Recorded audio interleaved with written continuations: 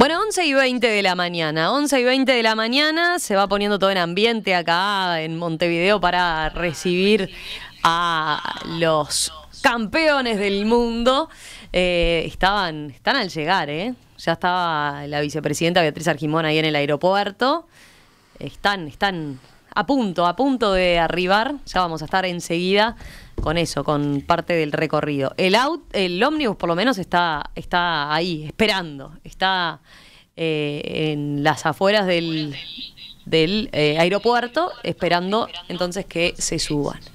Pero acá no estoy sola.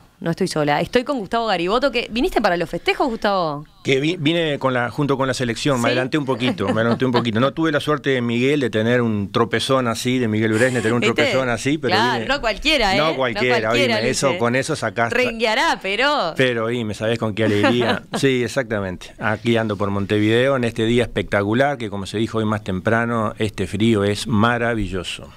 ¿Sí? Sí, maravilloso. Maravilloso porque el frío es necesario. El frío es parte de lo que tiene que ocurrir en esta época. Que no venía ocurriendo. Y no solo es bueno para la producción, también es bueno decir que muchas de las siembras de esta época se pudieron hacer, esas contracaras que tienen las cosas, ¿no? No llovía y eso es un problema, pero también eso permitió terminar con las siembras bastante en fecha, esta siembra de cultivo de invierno. Y el frío es importante para la producción, para muchas actividades de la producción. Es necesario que haya ciclos de calor y ciclos de frío, así como es necesario el verano y el calor en verano, es necesario el frío en invierno, y así que eso es muy, muy bueno. Y la helada de hoy fue la primera helada grande en prácticamente todo el país. En Rocha no sé, porque no estuve. Normalmente en Rocha hay menos heladas por la proximidad marítima, pero bueno, fue un inicio de temporada de invierno auspicioso. Comienza otra semana. Son más de las 11. En Perspectiva propone Conexión Interior. Es una presentación de Erro, cumpliendo 75 años junto al productor uruguayo. Y Surco Seguros, en sus 30 años, vos en lo importante. Bueno, vos te viniste para acá, para la capital, pero para hablar con el invitado nos vamos para allá de vuelta, para tus pagos. Y nos volvemos para allá, para hablar sobre este tema. A ver, muchas veces en este espacio me han escuchado decir que el campo no es solo vacas, hoja, árboles, ganado y demás. Es eso y es toda otra cantidad de cosas en conjunción con eso.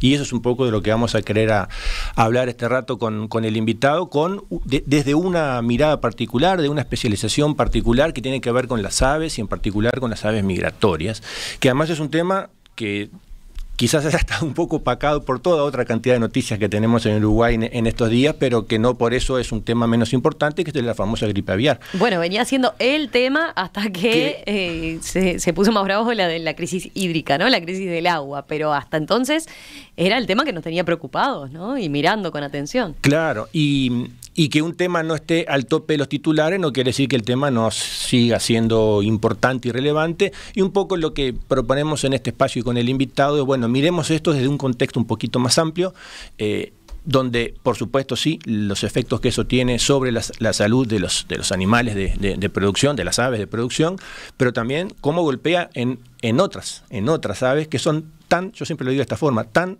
o más importantes que nuestras aves de producción. Pero a su vez, cómo eso puede ser útil para entender cómo se da la transmisión de esos patógenos, cuáles son los riesgos eventuales, cómo es que llegan. Entonces, bueno, tratar de abrir un poco y ahí poner en valor también la importancia de la investigación, no quiero decir de base, pero sí de esa investigación que no necesariamente a priori alguien diga, bueno, tiene un resultado productivo inmediato, pero que es una investigación importantísima y que se vincula con el concepto de una sola salud, de que todas las cosas están vinculadas. Nosotros no podemos producir bien si nuestra producción no contempla algunos requisitos. Entonces, bueno, poder meter todo eso en 15 minutos es el desafío que le vamos a pedir a Joaquín Aldave. Joaquín es licenciado en biología, es ornitólogo, especialista en aves y en particular en aves migratorias. Trabaja en el CURE, en el Centro Universitario de la Regional Este de la Universidad de la República, en Rocha justamente, y desde ahí su campo de actividad ha estado vinculado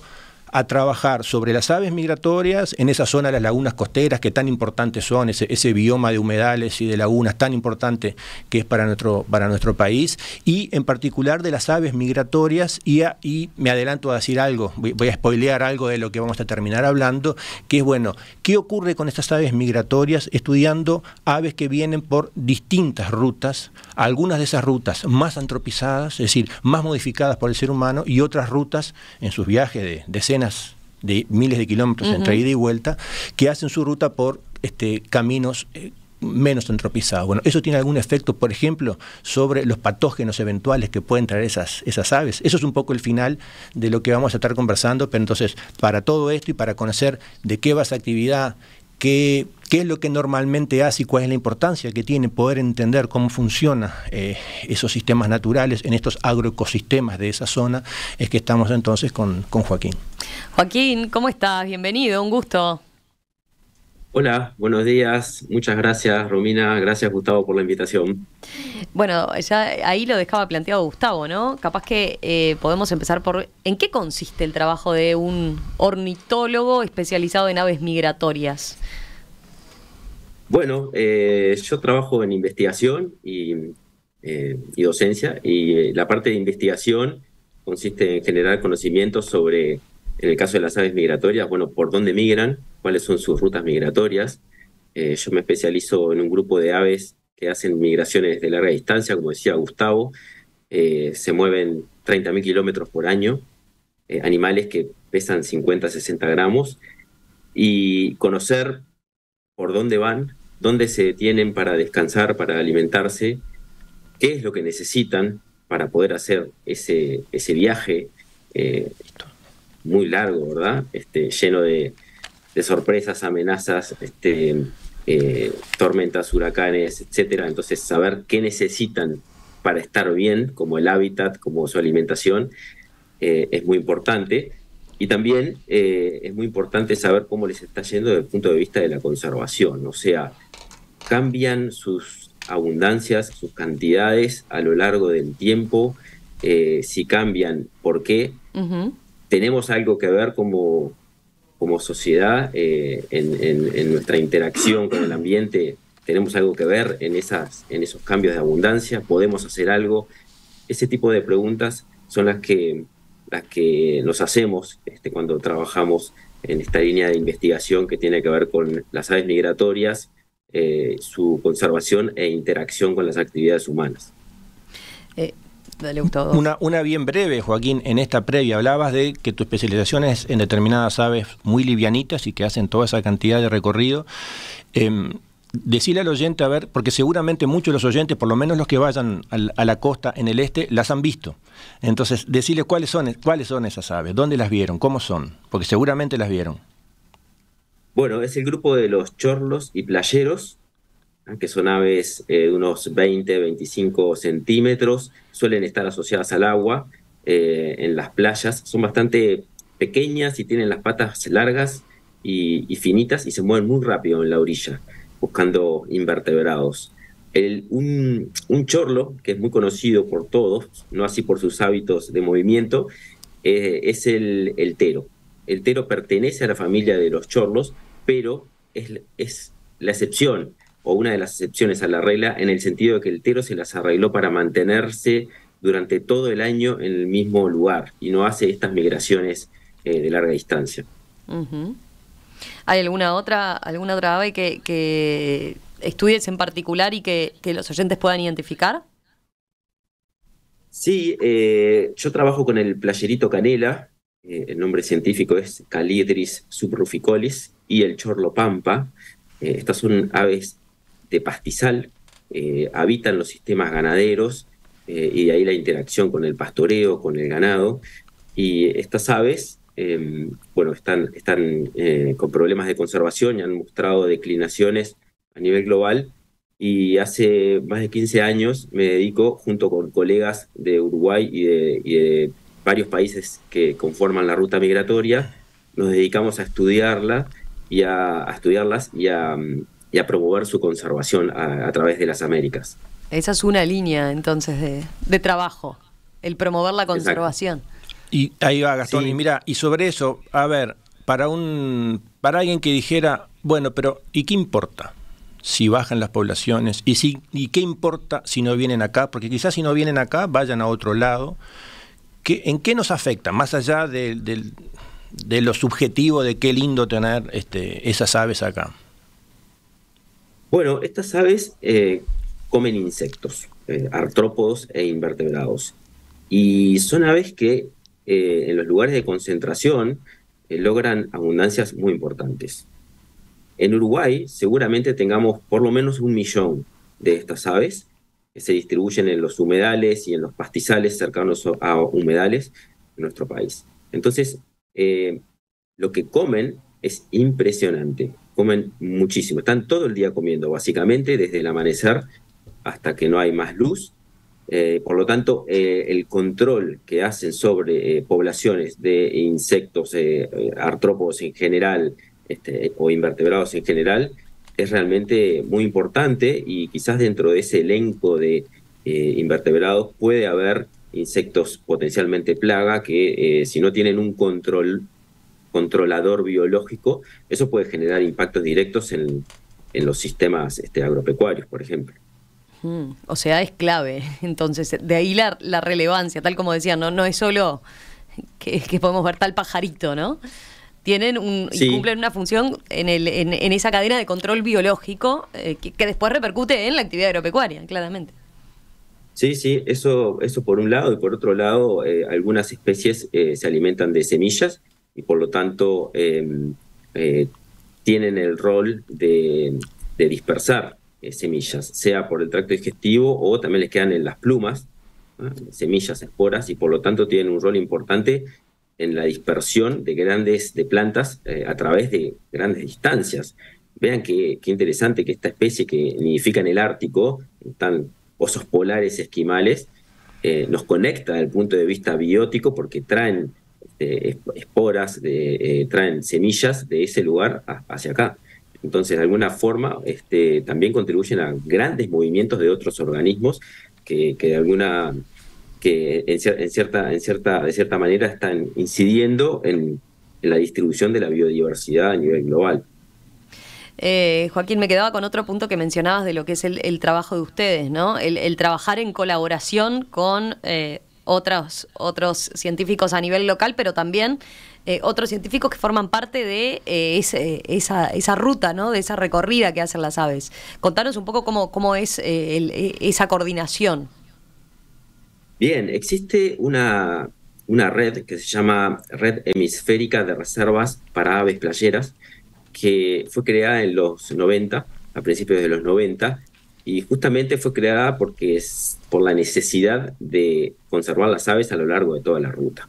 Si nosotros hacemos actividades de conservación de las aves solamente en nuestro país, pero en otros lugares, por ejemplo, como pasa, las cazan para subsistencia o caza deportiva, nuestros esfuerzos directamente van a la basura. Entonces, la conservación de estas especies depende de esfuerzos mancomunados a lo largo de toda la ruta migratoria. Entonces, de ahí la creación de esta red que une a las aves, pero une a las personas, sobre todo, que se interesan y que tratan de colaborar para, a través de un trabajo articulado global, tener impactos locales. Gustavo, teníamos varias puntas más para preguntarle a Joaquín, ¿no? Una era en el día a día, el trabajo del día a día, que tiene que ver con en dónde trabaja, ¿no? Claro, en dónde trabaja. Y Joaquín, de pronto, muy brevemente contar cuáles son esos trabajos que además es cuando te conocí y nos hemos vinculado, de trabajos tú lo definís de esta forma, tu laboratorio, tu campo experimental es la casa de productores, son productores agropecuarios de esa gran zona de las lagunas costeras, y no solo ahí, pero particularmente ahí. ¿Y cuál es tu trabajo justamente con esos productores para para efectivamente conciliar la producción agropecuaria, con énfasis en ganadería, que es la principal en esa zona, y la conservación y el buen hábitat para estas especies? Muy brevemente, que puedas contar ejemplos de qué es lo que han hecho, cuáles son los cambios que hay que hacer. Buenísimo. Sí, bueno, una de las principales, o quizás la principal amenaza para la biodiversidad a nivel global es la producción de alimentos, de forma que no tenga en cuenta los componentes de la naturaleza y los procesos naturales. Entonces, en ese sentido, para mí, una de las principales cosas que podemos hacer es integrar a los sistemas productivos acciones u objetivos de conservación de la biodiversidad. Localmente, lo que estamos haciendo es trabajando con productores ganaderos del sistema de lagunas costeras de Uruguay para hacer una ganadería que sea productivamente eficiente, pero que al mismo tiempo promueva el hábitat para estas aves migratorias que requieren de estos sitios y que son muy importantes.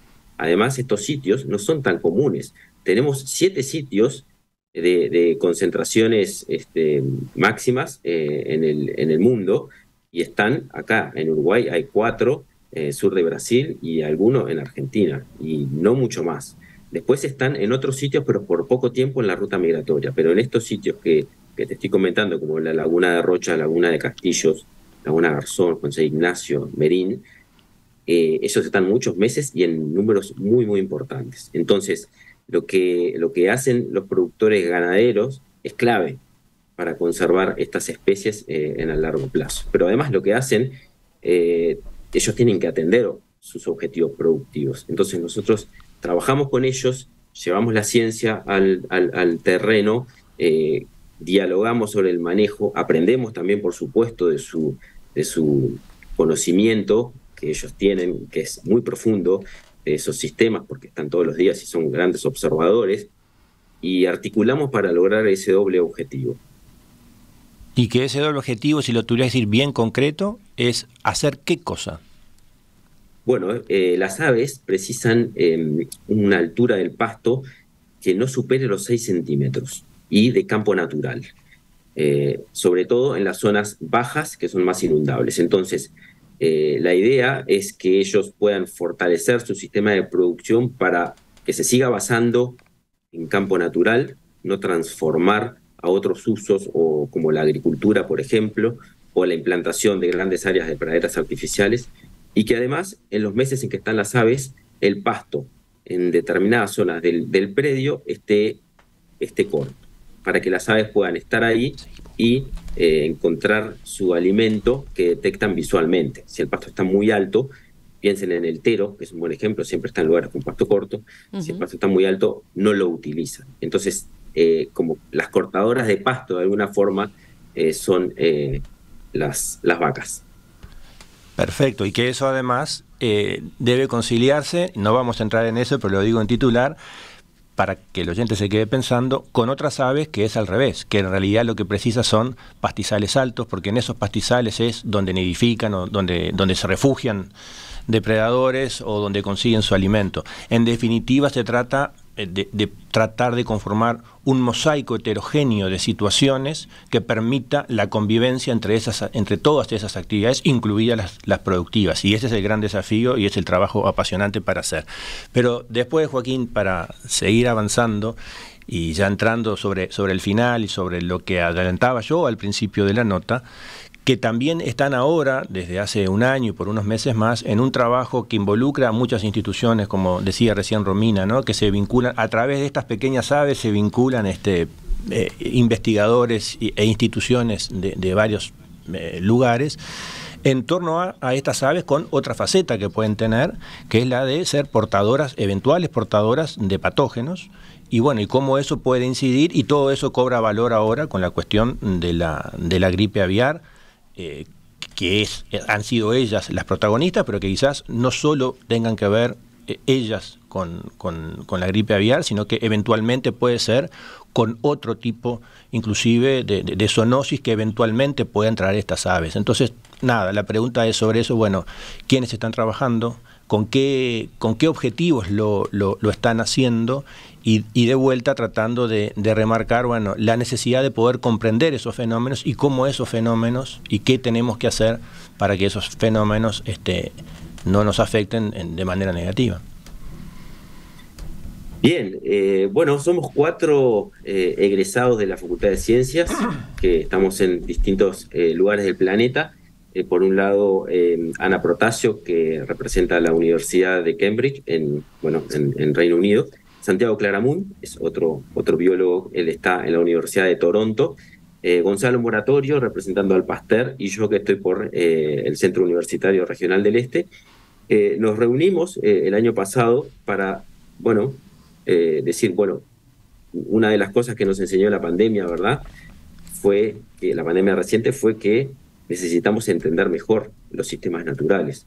Necesitamos saber si los animales tienen patógenos que pueden ser o que tengan riesgo zoonótico, cómo se mueven los animales que tienen esos patógenos, cómo varía a lo largo del tiempo, si esos patógenos se relacionan con cambios ambientales, por ejemplo, con cambios en el uso del suelo, con el cambio climático, y a partir de esa información poder hacer predicciones sobre posibles brotes zoonóticos que puedan afectar sustancialmente a la sociedad. Entonces, con esos fines, nos juntamos 4 investigadores con apoyo de las instituciones, y estamos poniendo en marcha esta línea de investigación en donde en esencia lo que hacemos es tomamos muestras de la naturaleza, capturamos a las aves, les tomamos muestras y analizamos mediante métodos moleculares modernos, analizamos un espectro muy amplio de patógenos. Y ahí, corregime, a ver, yo decía que eso, por ejemplo, en esto que están trabajando ahora, es tratar de identificar dentro de estas especies con las que tú trabajas, especies que cada una de ellas tiene sus rutas específicas migratorias, que tienen la particularidad que unas son rutas bastante modificadas, en los lugares donde van parando, ¿no?, bastante modificadas por el ser humano, y otras, por el contrario, siguen una ruta diferente, donde bajan y están por algún periodo en lugares bastante menos modificados por el ser humano. Entonces, a ver, corregime eso o amplía sobre eso, si efectivamente es así, y en definitiva la hipótesis que está detrás de que los tratamientos, digámoslo entre comillas, sean comparar esos 2 escenarios contrastantes. Exactamente, Gustavo, lo explicaste muy bien. Nosotros elegimos 2 especies que hacen rutas migratorias diferentes. Por un lado, el playerito canela, que utiliza sistemas agropecuarios, por ejemplo, los sistemas ganaderos, pero también puede usar la agricultura cuando están en sus estadios tempranos. Utiliza en Texas, cuando pasan por Texas, utilizan las granjas de césped, que ahí producen para comercializar. Mientras que la otra especie, que es el playerito rabadilla blanca, también migratoria de larga distancia, o sea que une los polos norte, el polo norte con nuestro país, pero migra principalmente por la costa atlántica. Entonces, una utiliza un ambiente muy intervenido, modificado, que puede tener otros patógenos, y además que esos patógenos van a estar más cerca de las personas, o de otros animales que van a estar más cerca de las personas, compararlo con un animal que está en un ambiente más prístino, menos intervenido. Entonces, trabajamos en febrero en la Laguna de Rocha e hicimos capturas, tomamos muestras de ambas especies, y ahora estamos trabajando con el Pasteur y la Universidad de Cambridge para analizar esas muestras y tratar de responder esa pregunta. Bien, y después, ya sobre el final, Joaquín, preguntarte este evento de la gripe aviar, que los oyentes todos recordarán que los primeras, por lo menos lo que públicamente se sabe, que lo primero que apareció fueron unos cisnes de cuello negro muertos, que un guardaparque de un área protegida, ahora no me acuerdo si fue en la Laguna Garzón, creo que fue, no me acuerdo en qué laguna fue, fue lo primero que vio, y que a partir de esa observación del guardaparque, por lo tanto la importancia que tienen los guardaparques y las áreas protegidas, fue que se logró identificar. Bueno, que comentes un poco esa gripe aviar que nos está afectando ahora, que era algo que se sabía, que corríamos riesgo de que viniera, además de sus riesgos para la producción, cómo ha golpeado, si es que lo ha hecho, en el resto de la fauna nativa a partir de esos primeros cisnes. Bien, por ahora el impacto no ha sido tan significativo. no es la misma situación que se ve, por ejemplo, en las costas de Perú con los pelícanos, que han muerto miles y miles. En Uruguay son varias decenas de muertes del cisne de cuello negro. Entonces, en términos de números, no ha sido un impacto significativo en la población de cisne de cuello negro. Tampoco se han reportado, lo que no quiere decir que no esté sucediendo, pero tampoco se ha reportado gripe aviar en otras especies silvestres en Uruguay. ¿No? Esa es un poco la situación al día de hoy. Pero lo que comentaba de los guardaparques es fundamental. O sea, que haya personas en el territorio observando y reportando lo que sucede en la naturaleza. Y todavía estamos lejos de tener una buena cobertura, porque la naturaleza y los territorios son muy amplios y pueden estar sucediendo muchísimas cosas con la fauna silvestre que no las alcanzamos a detectar. Generalmente detectamos un porcentaje muy pequeño de lo que realmente está pasando. Entonces es bien importante estar atentos, tener sistemas de vigilancia que tengan recursos, que permitan tener gente en el territorio y además capacitada para poder tomar las muestras adecuadamente y luego que esas muestras puedan ser procesadas en los laboratorios. Eso requiere recursos, requiere articulación interinstitucional con los ministerios, con las instituciones de investigación y bueno, es necesario avanzar en ese sentido para tener sistemas de vigilancia y de respuesta lo más efectivo posible. Joaquín, ese no avance que tú mencionás, o por lo menos el no reporte, por lo menos hasta ahora, de avance de esa gripe aviar a otras especies, ¿existe una explicación de por qué eso no ha ocurrido? ¿Era esperable que eso no ocurriera? ¿O al revés, se espera, como en otros lados, que aquí también haya otras especies que se vean afectadas y esto vaya aumentando, haciendo un símil como fue el COVID? Sí, a mí me sorprende que no hayan aparecido otras especies afectadas. Yo esperaría que sí. Nosotros hemos tomado muestras que algunas las analizamos y dieron negativo en caso de las aves migratorias, pero a mí me sorprende. Realmente no tengo una respuesta o una hipótesis que explique por qué no se transmitió a otras especies.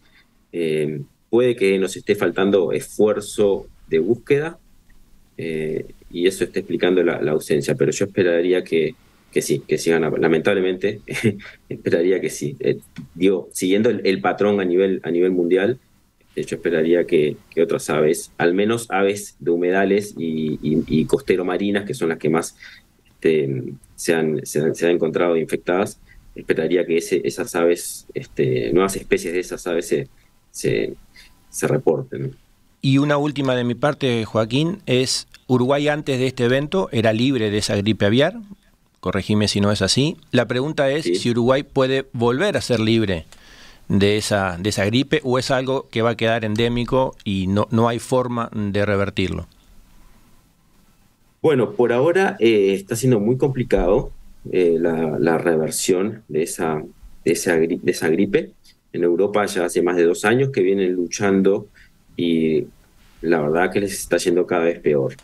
Entonces, no es por dramatizar, pero muchas personas piensan que es una gripe que vino para quedarse, al menos por un buen tiempo. Entonces, esa posibilidad de reversión, por ahora no hay una mirada muy optimista en el corto plazo. Joaquín, gracias. A ver, nos quedaron simplemente unos apuntes de lo que hablábamos, sobre todo de la primera parte, cuando describías algunas de las especies que llegan, ¿no? a nuestras lagunas, por ejemplo. Leonor dice, antes había chorlitos en toda la costa de Montevideo. Yo me acuerdo de ellos. ¿Puede ser? Sí, claro. Sigue habiendo. ¿Sigue habiendo? Sí, sobre todo en las puntas rocosas. Si uno va con unos binoculares, por ejemplo, la Estacada, el faro de Punta Carretas, sí, ahí se lo suele ver, no en todas las épocas, principalmente en primavera, que es el momento de migración, y también en otoño, pero sobre todo en primavera se pueden ver los chorlitos, sí, seguro. En Montevideo es un departamento, una ciudad que tiene un montón de aves en general. Estamos escribiendo un proyecto para trabajar en más profundidad pero de las 500 especies que han sido registradas para Uruguay, en Montevideo, incluyendo en Montevideo rural, se registraron más de 300. Mira. O sea, eso es más del 50%. Claro. En promedio, en todas las ciudades del mundo, tienen un 20% de las especies del país. O sea que Montevideo está bastante por encima de la media. Y después Armando dice, sería interesante que cuente sobre el Vuelve Piedras, un visitante fiel. Sí, eso es muy interesante. Unos compañeros que trabajan en Maldonado, observadores de aves, excelentes observadores de aves, vienen registrando desde hace varios años el mismo individuo de Vuelve Piedras. ¿Qué pasa? Ese individuo está identificado, tiene como una caravana, como si fuera una vaca, con un código alfanumérico que le pusieron los investigadores en la bahía de Delaware, en Estados Unidos. Le pusieron esa banderita. Esa bandera se puede ver con buena óptica, con un telescopio, con binoculares buenos o con una buena cámara de fotos. Y estos compañeros vienen reportando el individuo todos los años, desde hace varios años, no me animo, capaz que 4 o 5 años, me van a corregir, lo vienen reportando en el mismo lugar. Lo que nos informa sobre la elevada fidelidad de sitios que tienen estas aves. No andan en cualquier lugar, van siempre a los mismos lugares generalmente. Y además también nos informa de la supervivencia que puede tener un individuo. Si esto lo repetimos o tenemos esta información para varios individuos, podemos tener una idea de la supervivencia de una población a lo largo del tiempo, que es un reflejo de su estado de conservación. Joaquín, que ahí no puedo con mi condición. La contracara de eso que tú decís, de esa alta fidelidad que tiene, también implica lo lábiles que son a la modificación de los ambientes a los cuales llegan. Sí, totalmente. Por eso es que esta red de sitios a nivel nacional e internacional es tan importante, porque usan siempre los mismos sitios. No es que, bueno, un sitio se degrada, bueno, van a usar otro. Posiblemente algo de flexibilidad tienen. Se pueden mover y acostumbrarse a otros lugares, pero generalmente entendemos que es un impacto irreversible. Joaquín Aldave, biólogo especialista justamente en aves migratorias. Joaquín, muchísimas gracias por estos minutos esta mañana aquí en Perspectiva. Volvemos a conversar en cualquier momento porque por lo visto generó mucho interés. Capaz que en otro momento hacemos una ahí de eso, para identificarlos y para tener un poco más de la historia de cada una de esas aves que llegan entonces a nuestras costas, a nuestras lagunas. Te mandamos un abrazo y gracias. Muchas gracias a ustedes por la oportunidad y bueno, fue un placer compartir lo que estamos haciendo. Que pases bien. Conexión Interior es una presentación de Erro, cumpliendo 75 años junto al productor uruguayo, y Surco Seguros, en sus 30 años, vos en lo importante. Gustavo, gracias, como siempre. Bueno, un gustazo. Nos reencontramos dentro de 15 días, ¿te parece? Nos vemos dentro de 15 días. Muy bien. Chau, chau. Bueno, ya venimos enseguida, hay más para compartir con ustedes. Quiero transmitir tranquilidad. La copa ya está en casa, ¿eh? Sí, aterrizó el avión. Aterrizó, lo vi, así que bueno, enseguida les contamos al respecto. Comienza.